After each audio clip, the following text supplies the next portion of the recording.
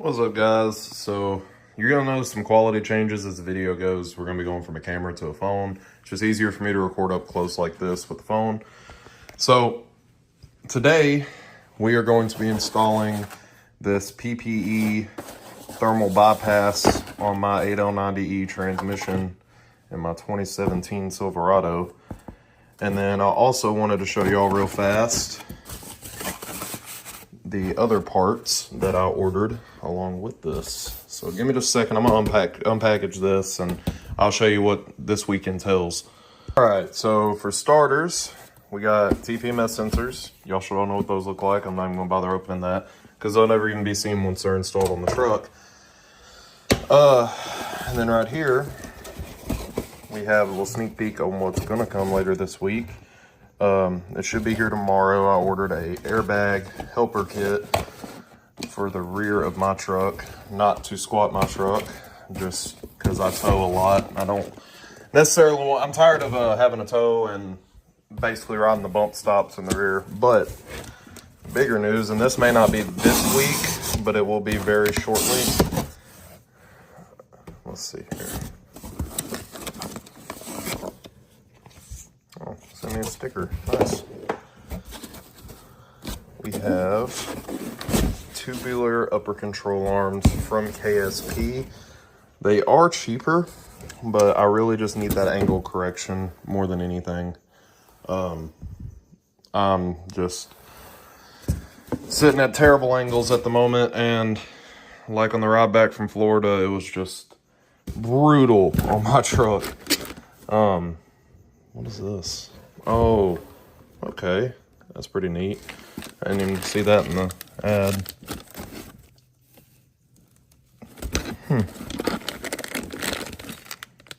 Okay, pretty cool. We got all kinds of alamites and bushings and all kinds of stuff. That is pretty cool.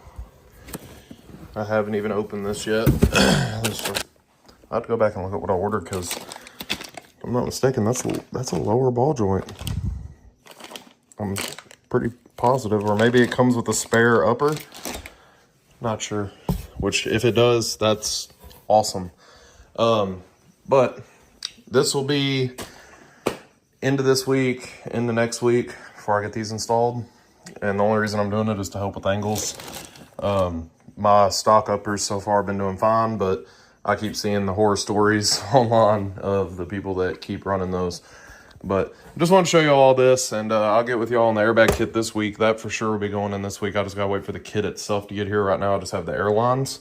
But today we will be installing this PPE Thermal Bypass and giving her a shot, seeing what she does. Apparently this will cool my transmission down a very good bit. So I'll get back with y'all when we are under the truck and I got my little camera lady working on it. All right, guys, we're gonna get us a little baseline number here. Don't mind how dirty the truck is. Been driving about 5 minutes right now, and we are already at 181. Don't mind, God, this road is terrible. Our county refuses to grade our road.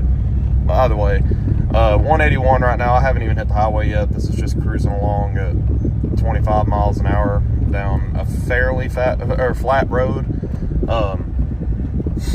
But we're about to hit the highway, and I will update y'all once we've been going down the highway for a minute. I'm finna turn on it now.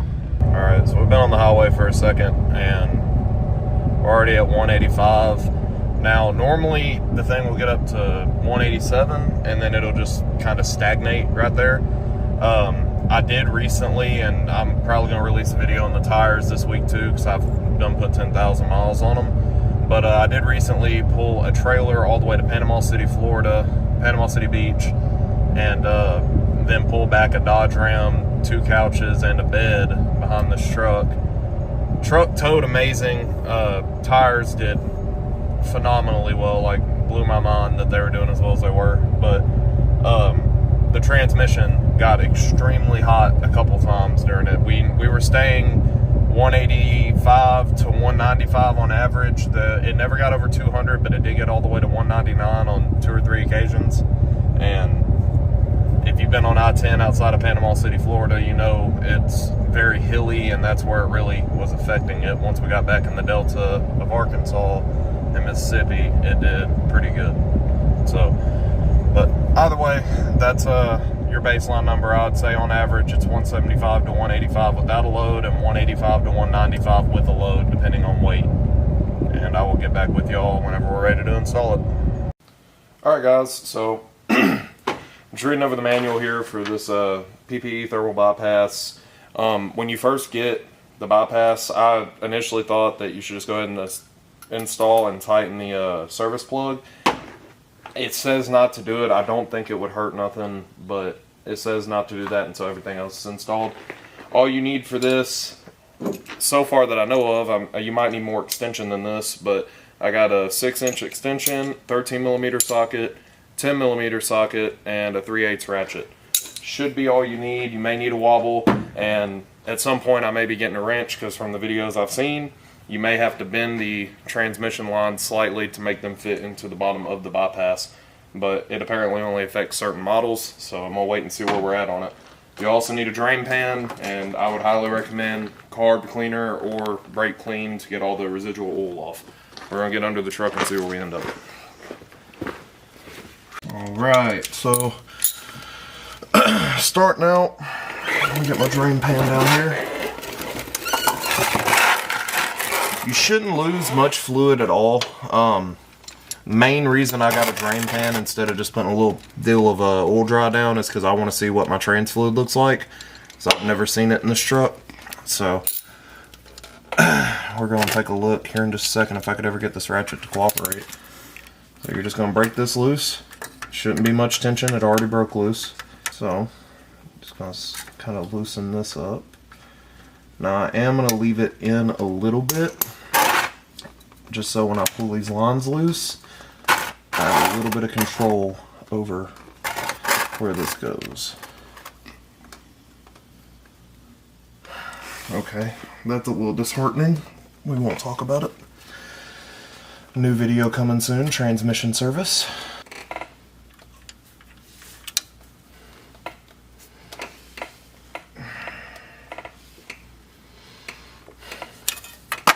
That is not what you want to do. Try not to drop that in your oil, especially when it's really, really hot. Holy shit.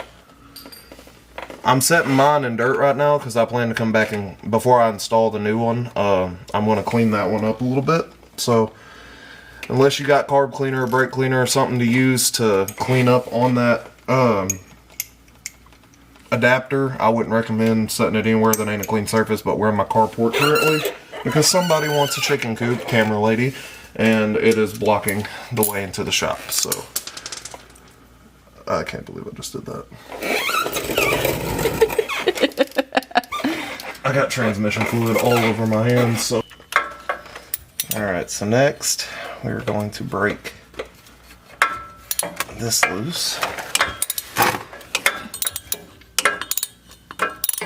There's a 13mm, and this is what supports the whole bypass valve, so as you're loosening this, don't get too crazy with it, because obviously it's holding the whole valve up, so you're going to lose some more fluid whenever. God, I'm about to oil this thing down, it's about to piss me off. We've had a fan blowing on this for like an hour, and it's still ridiculously hot. But I wasn't planning on driving after work, but as you've seen in the earlier clip, I kind of had to. So, keep in mind you are going to lose some more fluid when this comes loose. Great.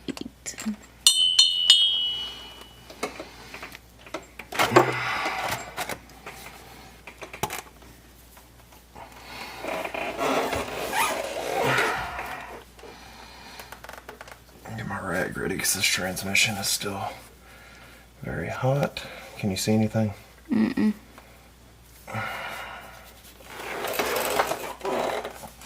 Hey, it's finally loose.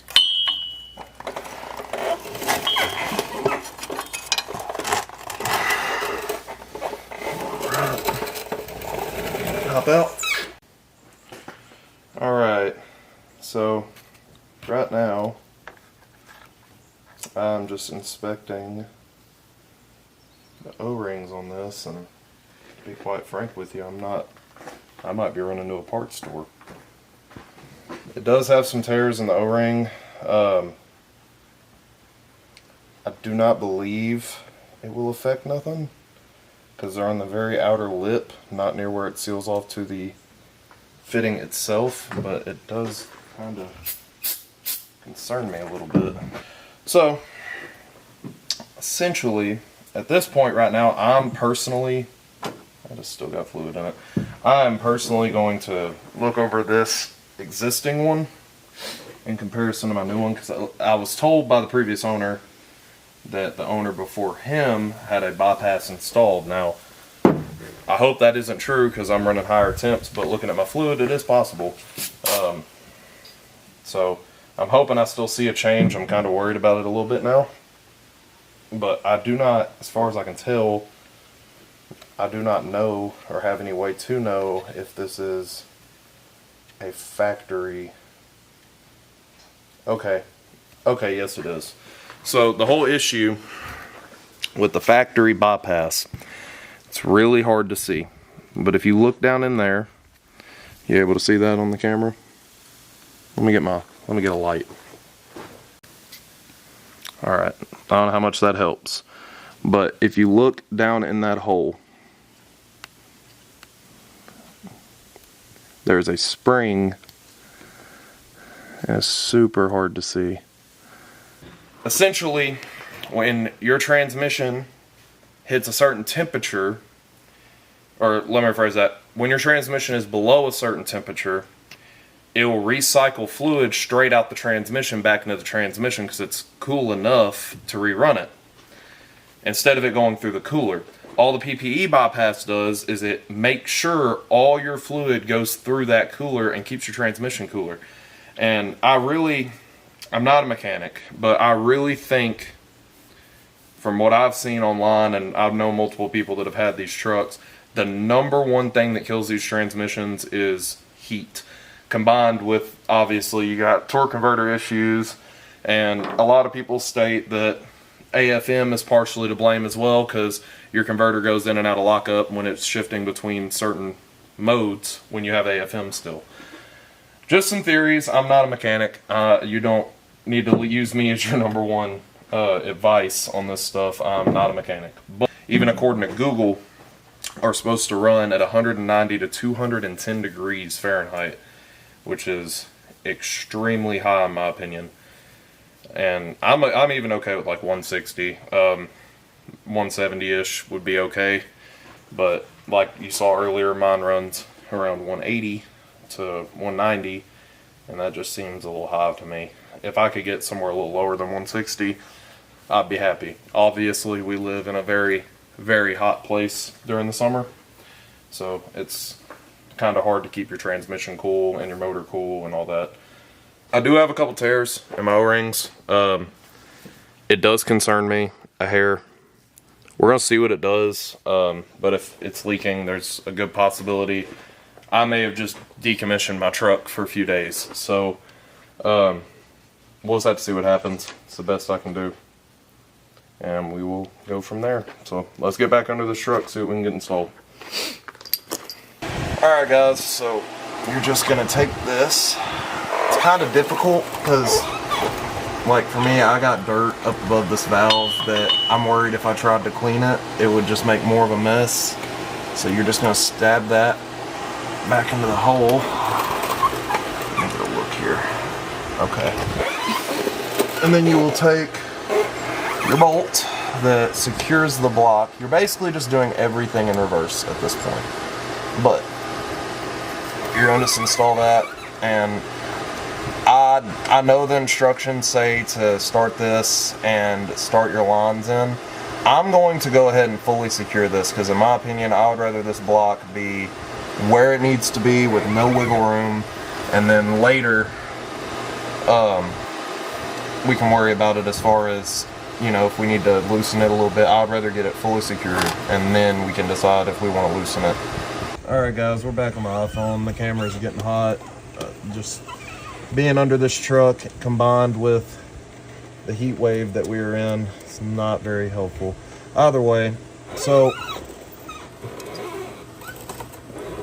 Lord. So we're gonna take the transmission lines just try to, it's kind of difficult because if your O-rings are older, they're not going to want to pop in super easy. There we go. So it appears that my model does not need the lines to be bent. Now, if you watch LMFS Crew on YouTube, he recently did this. I say recently, it's been some months ago, but he did this on his truck, 8L90E 6.2. And he had to bend them. Mine appear to sit just fine. His were off by a few inches, so something to think about. Remember, you don't want to over tighten this. Just get it snug by hand. Don't use an impact on this stuff. You don't want to cross thread that or strip the threads. Alright, and now for the part that my fiance is going to hate, time for cleanup. I'm going to be spraying this, so just a heads up, if you want to scoot back you can, or move your... Very crucial, important thing right here that I almost forgot. I just happened to look up and see it. Remember, that plug on the side of the new bypass needs to be tightened up. It said in the instructions not to do it first. I don't know if it actually makes a difference. I don't see why it would, but I'm following the people that designed this before I follow my own rule of thumb.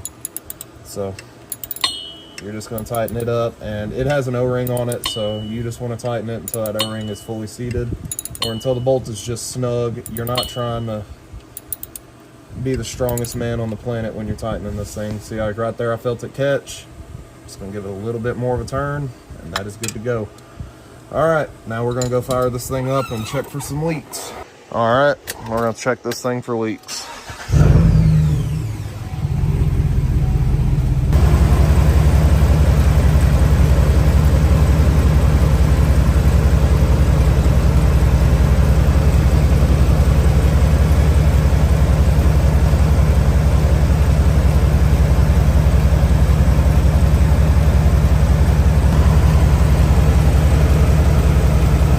Seeing any leaks. I'm gonna say let's take it for a test drive. We'll come back and we'll check again. All right guys, so I've done drove about 3 miles. The numbers are kind of jumping around at the moment. My temp gauge, transmission fluid temp gauge has always done that. But we have been staying between about 135 and 155 this whole time.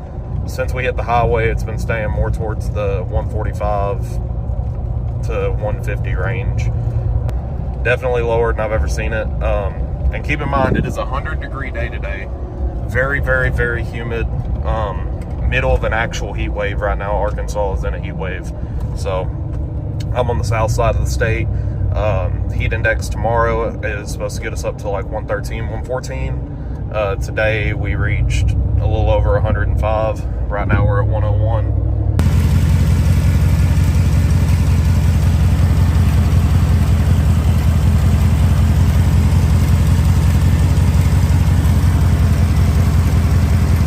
I would say we are good. Call that a successful install right there, people. All right, guys. Well, I guess that's pretty much going to do it on today's video. As far as the BPE or PPE bypass goes, I highly recommend it. It came in just shy of, I think it was $87, so just shy of 100. I'll leave a link to it in the description. Definitely worth it. I mean, just for them lower transmission temps, a whole lot cheaper than a trans cooler. Just bad design on GM's part out the gate, not making their bypass do that. But hopefully next video I'll have the shop back. We are building a chicken coop, so I don't know. I ain't got my shop at the moment, but either way, I will see you on the next video. Hopefully it'll be here in just a day or two. And I'm probably going to do a video on the tires tomorrow, but that'll be a real short one. But thank you guys for watching. Y'all have a good one.